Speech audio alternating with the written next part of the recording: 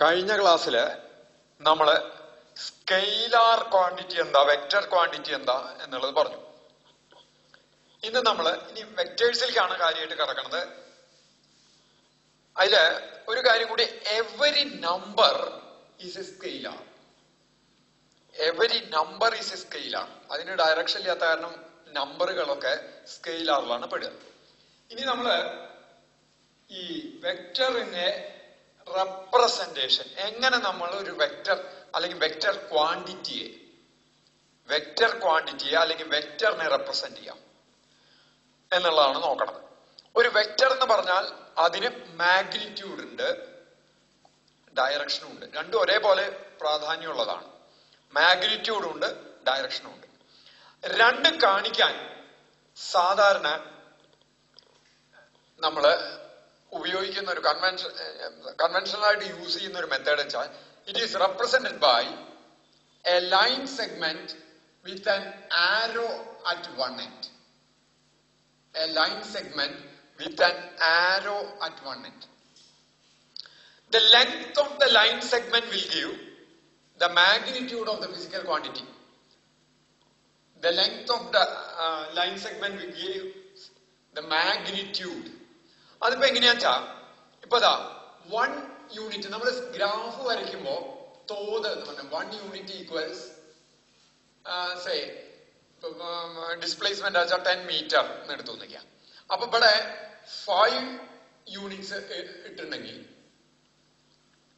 ഇതിന്റെ length 5 units ആച്ചാൽ അപ്പൊ നമുക്ക് ആ ഡിസ്പ്ലേസ്മെന്റ് 50 മീറ്റർ ആണ് എന്ന് കിട്ടി. ഇനി arrow mark indicates direction.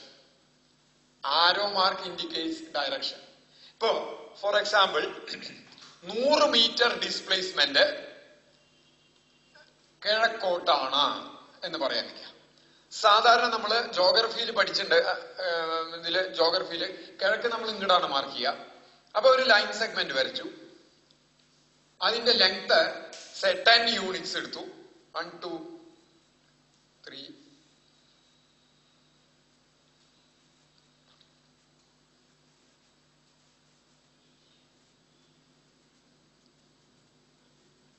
10 units എടുത്തു.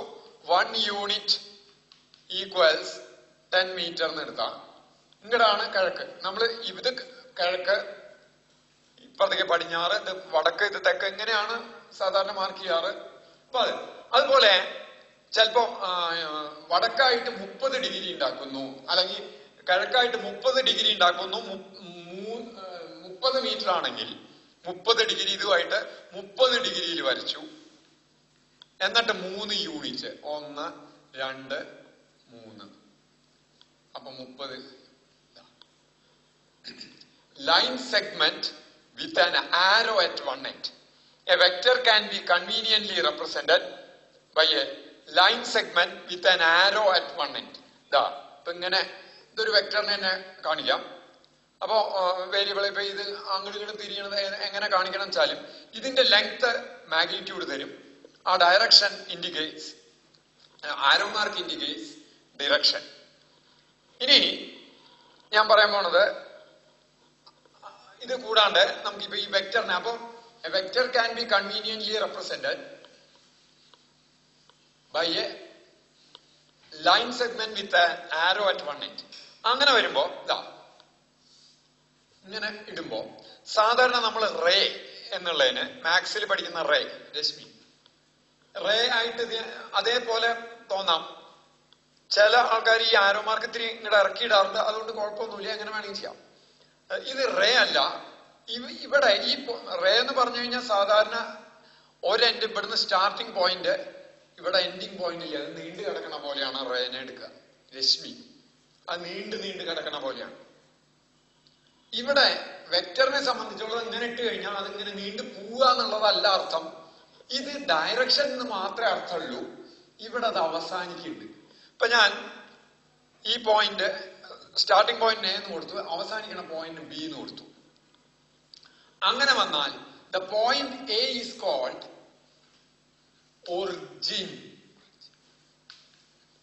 Origin of. ഇതിനെ നമുക്ക് വെക്ടർ എ ബി എന്ന് പറയാം. ഇതിനെ നമുക്ക് വെക്ടർ എ ബി എന്ന് പറയാം. അത് എഴുതുമ്പോ ഇങ്ങനെ വരച്ചിട്ട് ഇങ്ങനെയാണ് എഴുതുക. A is the origin of vector A B.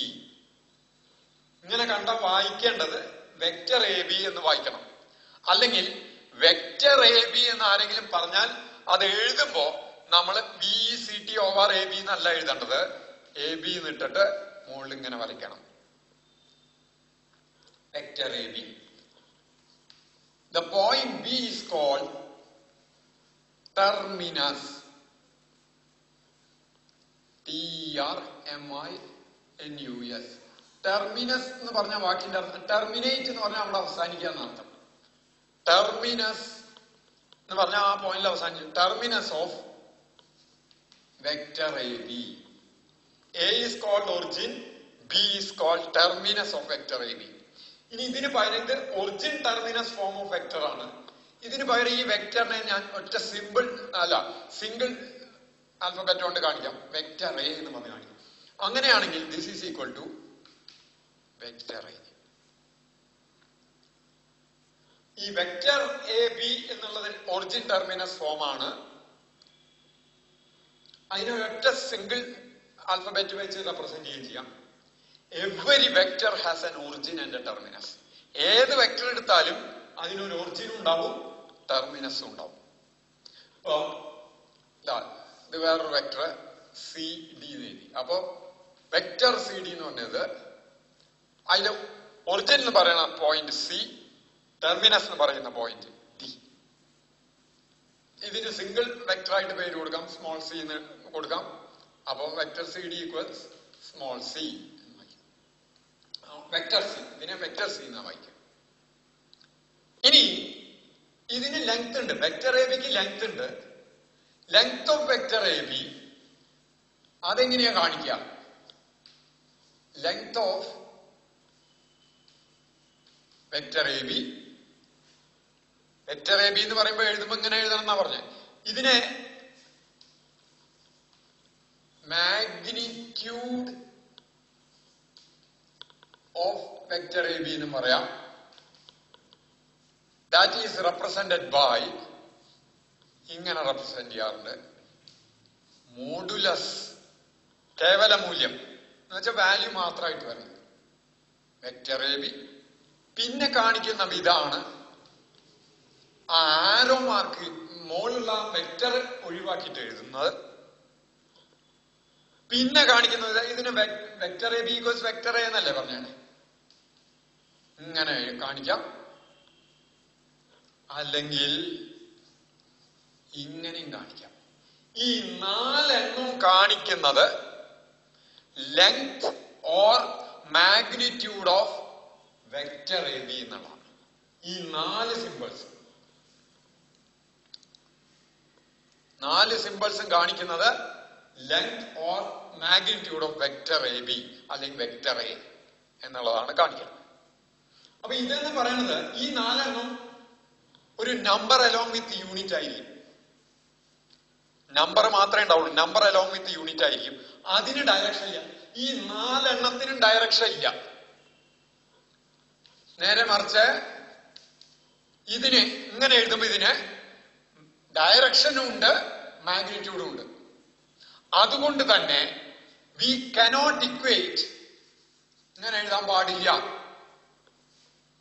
ഇതിന് മാഗ്നിറ്റ്യൂഡും ഡയറക്ഷനും ഉണ്ട്, ഇതിന് മാഗ്നിറ്റ്യൂഡ് മാത്രമേ ഉള്ളൂ. അങ്ങനെ ഉള്ള രണ്ട് ക്വാണ്ടിറ്റീസ് തമ്മിൽ ഇക്വേറ്റ് ചെയ്ത് എഴുതാൻ പാടില്ല. ഇതിന്റെ മാഗ്നിറ്റ്യൂഡ് ഇതായിരിക്കും, എ ബി ആയിരിക്കും. വെക്ടർ എ ബിയുടെ മാഗ്നിറ്റ്യൂഡ് എ ബി ആയിരിക്കും. പക്ഷെ vector A B equals A B എന്ന് എഴുതാൻ പാടില്ല. കാരണം ഇതിന് മാഗ്നിറ്റ്യൂഡും ഡയറക്ഷനും ഉണ്ട്, ഇതിന് മാഗ്നിറ്റ്യൂഡ് മാത്രമേ ഉള്ളൂ. വെക്ടർ ഇക്വേഷൻ ആയിട്ട് എഴുതുമ്പോൾ രണ്ട് ഭാഗത്തും വെക്ടർ ആയിട്ട് തന്നെ വേണം. സ്കെയിലാർ ഇക്വേഷൻ രണ്ട് ഭാഗത്ത് സ്കെയിലാർ ആയിട്ട് വേണം. സ്കെയിലാർ ഇക്വേഷന്റെ ഒരു ഭാഗം സ്കെയിലാർ ഒരു ഭാഗം വെക്ടർ ആയിട്ട് ഒരിക്കലും എഴുതാൻ പാടില്ല. അത് നോട്ട് ചെയ്യേണ്ട ഒരു പോയിന്റ് ആണ്. അപ്പോ നമ്മളെ ലെങ്ത് എങ്ങനെയാ റെപ്രസെന്റ് ചെയ്യുക വെക്ടറിന്റെ? നോക്കൂ, ഇത് അപ് ടു ഡേറ്റ് ആയിട്ട് എന്നും നോക്കിപ്പോയാലേ പിന്നത്തെ ക്ലാസ്സുകൾ നമുക്ക് മനസ്സിലാവുള്ളൂ. ഡെയിലി ഇത് നോക്കി പോകണം. അല്ലെങ്കിൽ ഇനി ഈ റെപ്രസെന്റേഷൻ എഴുതുമ്പോ അത് വ്യക്തമാവില്ല. അപ്പൊ തന്നെ ഇത് കൂടെ തന്നെ പഠിച്ച് പോണം, എങ്കിലേ ഇനി വരുന്ന ക്ലാസ്സുകളും നമുക്ക് മനസ്സിലാവും. അപ്പൊ ഇത്രയും എഴുതി കഴിഞ്ഞു. ഇനി ഈ ഒറിജിനും ടെർമിനസും അങ്ങനത്തെ ഫോം പറഞ്ഞല്ലോ. ഒറിജിനും ടെർമിനസ് വെക്ടർ എ ബിയുടെ എ എന്നുള്ള പോയിന്റ് ഒറിജിൻ, ബി എന്നുള്ള point terminus. Every vector has got an origin and a terminus, അതും പറഞ്ഞു. ഇനി ഒരു വെക്ടറിന്റെ ഒറിജിനും ടെർമിനസും കോയിൻസൈഡ് ചെയ്താൽ, ഒന്നായാൽ, that becomes a point. അപ്പൊ പിന്നെ നമുക്ക് ഡയറക്ഷൻ അവിടെ മാർക്ക് ചെയ്യാൻ പറ്റില്ല. That is called a null vector. Null vector or zero vector. Zero vector എന്താ? ഒറിജിനും ടെർമിനസും കോയിൻസൈഡ് ചെയ്താൽ അതിന്റെ ലെങ്ത് സീറോ ആയി. അതിന്റെ ലെങ്ത് സീറോ ആയി. അങ്ങനത്തെ ഒരു വെക്ടറിനെ എന്ന പേരാണ് zero vector or null vector. അത് നമ്മുടെ മറ്റേ ഇതിലത്തെ സീറോ പോലെ it is also represented as ഇങ്ങനെ എഴുതാറുണ്ട് ചിലപ്പോൾ. ഇത് സാധാരണ സീറോ ആയിട്ട് ക്രിയേറ്റ് ചെയ്യാൻ പറ്റില്ല. സാധാരണ സീറോ വെച്ചാൽ സീറോ, പൂജ്യം, ഒന്നും ഇല്ല എന്നാണ്. പക്ഷെ നൾ വെക്ടർ എന്ന് പറഞ്ഞാൽ actually it is A point. അതൊരു പോയിന്റ് ആണ്. So null vector or zero vector. What is meant by null vector or zero vector? If the origin and terminus of a vector coincides, or if the magnitude of a vector is zero, such a vector is called null vector or zero vector. Null vector or zero vector. അപ്പൊ ഇപ്പൊ നമ്മൾ നോക്കിയിട്ടുള്ളത് representation of vector എങ്ങനെയാ represent ചെയ്യാം. അത് കഴിഞ്ഞ് length of vector എങ്ങനെ represent ചെയ്യുന്നു അതും പറഞ്ഞു. അത് കഴിഞ്ഞിട്ട് പറഞ്ഞ ടൈമാണ് zero vector or null vector. Zero vector or null vector. Null vector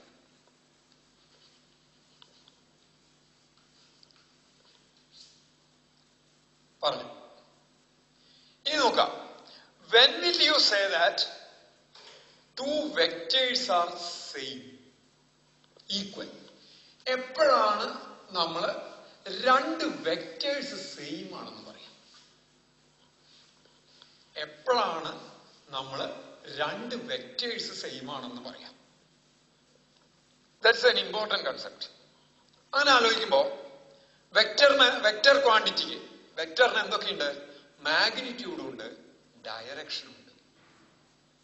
അപ്പോ സാധാരണ ഒരു യുക്തി പ്രകാരം ആലോചിച്ചാൽ, കോമൺ സെൻസ് പ്രകാരം ആലോചിച്ചാൽ, രണ്ട് വെക്ടേഴ്സ് തുല്യാണെങ്കിൽ അതിന്റെ മാഗ്നിറ്റ്യൂഡ്സ് ഈക്വൽ ആയി പറ്റൂ, അതിന്റെ ലെങ്ത്തുകൾ തുല്യമായി പറ്റൂ. ലെങ്ത്തുകൾ തുല്യമായി പറ്റൂ. ഇനി ഡയറക്ഷൻസ്, അപ്പോ രണ്ട് vectors vector A B equals vector C D ആണെങ്കിൽ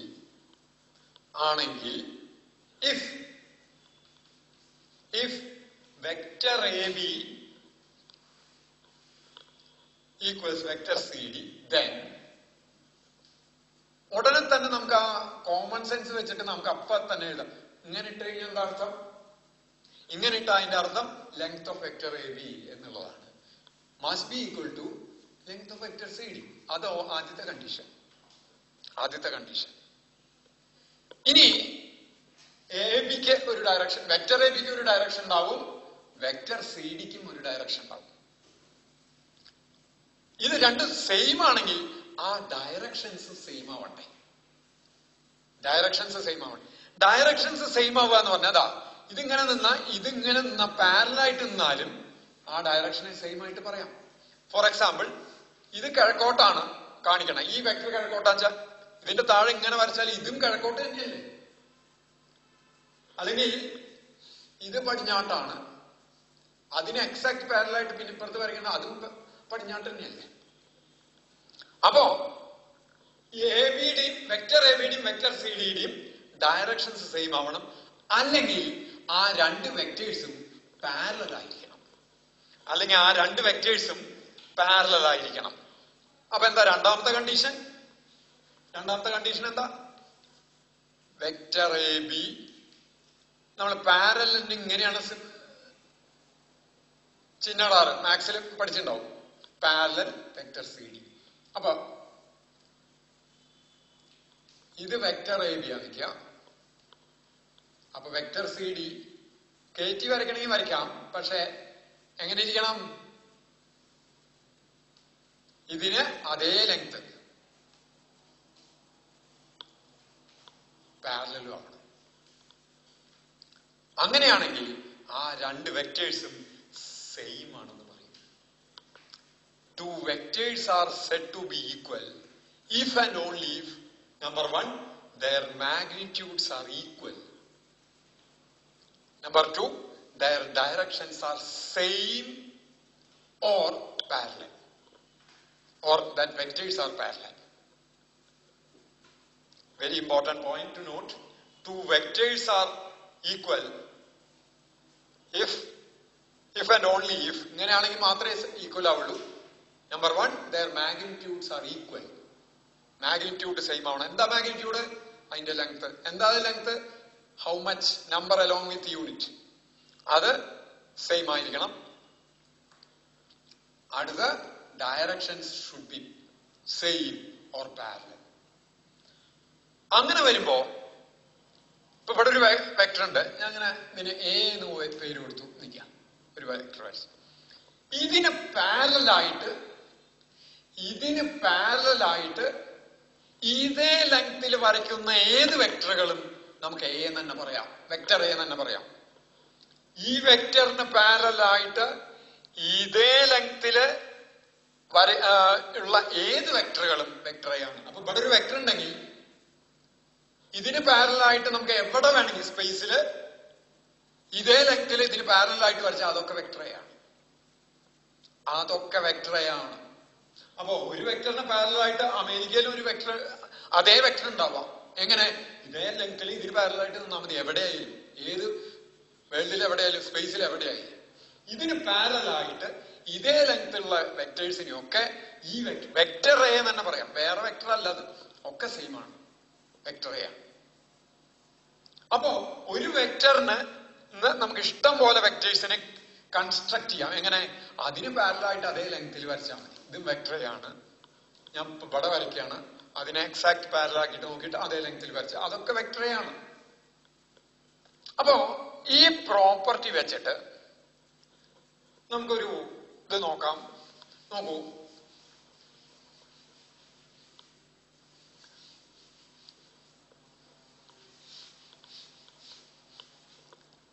ഒരു 3 വെക്ടേഴ്സ്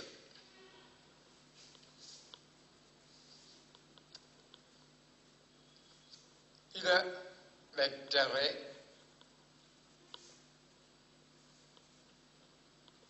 ഇത് വെക്ടർ ബി, ഇത് വെക്ടർ സി എന്ന് വിചാരിക്കാം. ഇവിടെ ഒരു പോയിന്റ് പി ഉണ്ട്.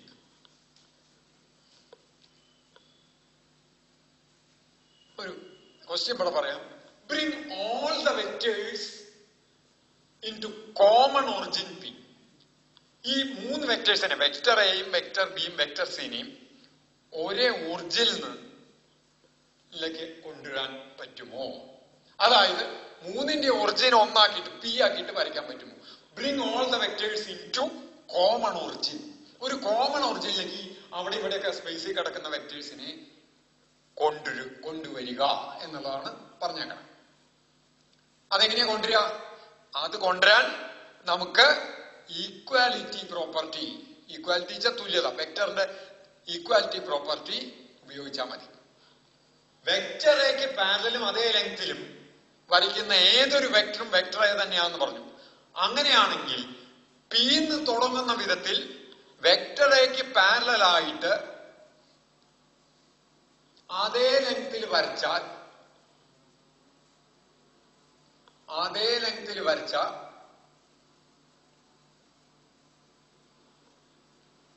കിട്ടുന്നത് വെക്ടർ എ തന്നെയല്ലേ?